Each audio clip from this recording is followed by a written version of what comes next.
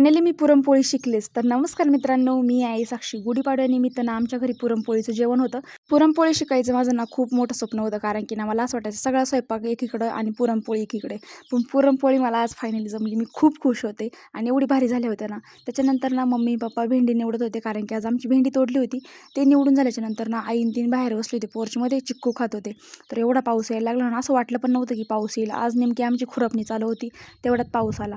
आणि घरासमोरचं वातावरण तर एवढं भारी झालं होतं ना, मी कैरी खात बसले होते. या उन्हाळ्यातील ना पहिली कैरी मी खाल्ली होती. खूप भारी आणि खूप टेस्टी होती.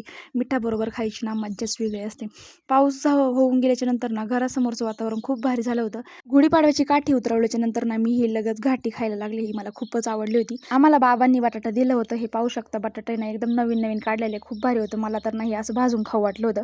नंतर रात्रीचं परत पुरणपोळी करायची होती मला, आणि ना फायनली म्हणलं उंडा वगैरे करूनच मला पुरणपोळी जमते का पाहावं. पण खरंच खूप भारी पुरणपोळी झाली होती. मी पोळ्या करायला होते आणि मम्मी भाजायला होती, आणि इकडे आहे ना पप्पा आणि आई जेवत होती.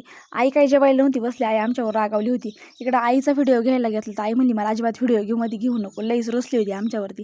पण लगेच सज्ज झाली, पदर बिदर डोक्यावर घेतला, नंतर मग गप्प बसली आपली. त्याच्यानंतर सगळ्यांनी पोळ्या वगैरे खाल्ल्या. आय होप तुम्हाला व्हिडिओ आवडला असेल तर लाईक शेअर सबस्क्राईब करा. चला भेटूया आपण एक नवीन ब्लॉग.